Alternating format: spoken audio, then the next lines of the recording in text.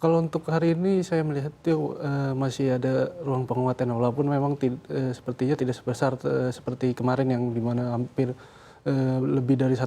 Jadi memang ada kecenderungan menguat juga di hari ini. Tapi kalau untuk lebih dari 1% masih ada, tapi sepertinya tidak sebesar kemarin ya, karena memang pasar sudah mulai ada aksi profit taking, tapi sepertinya tidak terlalu besar. Oke, baik. Anda katakan ada aksi profit di sana, yang mana ruang penguatannya sebetulnya masih ada, tapi tidak sebesar di hari kemarin, Iya. begitu ya, Mas Hendra. Anda kita mengamati juga, tidak sebesar di hari kemarin, berarti ada, begitu ya, penguatan di Iya, sana. ada. Kalau misalnya dari sektornya, sektor apa yang kiranya di hari ini juga berkontribusi terhadap masih menguatnya atau rally penguatan indeks harga saham gabungan di hari ini?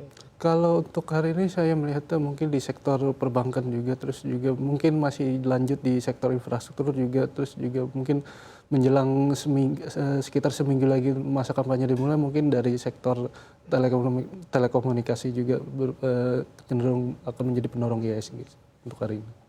Baik, kalau dilihat gitu ya, sebetulnya untuk di perdagangan di pekan ini kita lihat ada beberapa sektor yang pergerakannya cukup cemerlang begitu, sektor perbankan kita, lalu ada sektor telco juga begitu yang cemerlang juga pergerakannya. Walaupun kalau kita lihat untuk di sepanjang tahun ini sebetulnya untuk telco gitu ya, atau mungkin juga kalau kita lihat ada teknologi gitu pergerakannya cukup volatile. Untuk saham-saham di sektor telco, Anda sendiri melihatnya untuk di perdagangan hari ini akan seperti apa? Atau mungkin di sisa pekan ini akan ke arah mana ini pergerakannya? Kalau untuk telekomunikasi saya melihatnya memang ada ini ya, cukup positif untuk hari ini, tapi melihat apakah signifikan saya rasa mungkin masih belum ya. Baru akan menguat signifikan itu ketika mungkin pekan depan ketika masa kampanye ini sudah mulai berjalan ya. Jadi memang sentimen kampanye ini menjadi sentimen positif bagi telekomunikasi, tapi untuk hari ini atau di sisa pekan ini saya melihatnya memang ada kecenderungan positif, tapi kemungkinan signifikan menguatnya itu di pekan depan. Oke, signifikan menguatnya di pekan depan.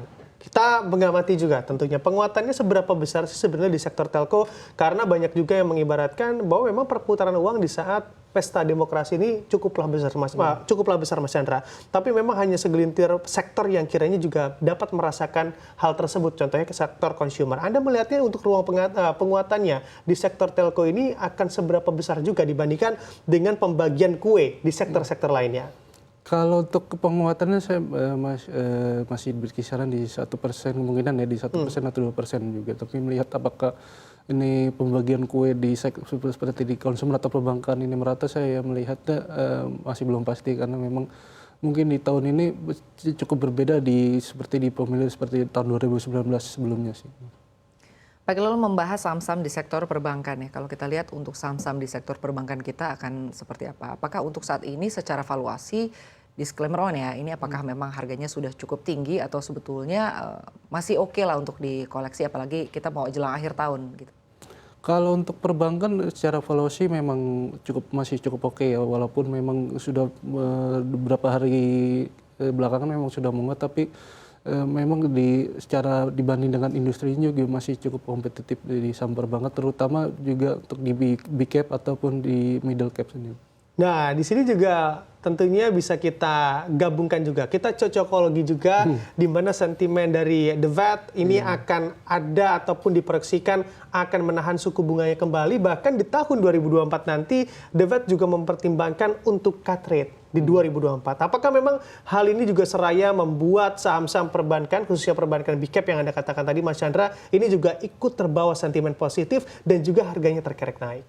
Kalau untuk suku bunga ini kan seharusnya ketika dipangkas ini agak kurang menguntungkan di saham perbankan ya, karena memang ketika suku bunga turun maka berimbas kepada suku bunga kredit. Tapi melihat juga ketika suku bunga kredit ini turun makin kompetitif, maka masyarakat akan lebih kencang untuk mengambil kredit. Jadi ini menjadi sentimen positif, kembali lagi menjadi sentimen positif bagi saham perbankan. Nah, menarik kita tadi memperhatikan juga ya, ada saham-saham yang saat ini sedang moncer juga begitu ya, saham-saham di perbankan digital begitu ya. Untuk bank-bank digital sendiri nih, untuk di sisa tahun 2023 ini akan seperti apa? Kita lihat tadi ada Bank Jago ya, yang menarik juga begitu pergerakannya. Nah, mungkin ada bank-bank digital lain yang mungkin boleh dibilang cukup prospektif begitu untuk di sisa tahun 2023 ini.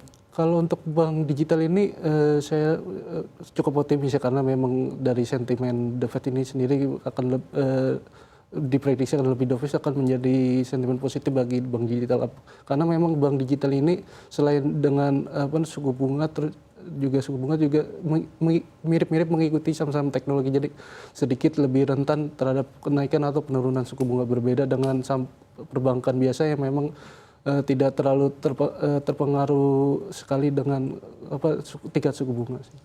Oke, Anda katakan di saham-saham bank mini atau bank digital ini masih cukup prospektif ke depannya.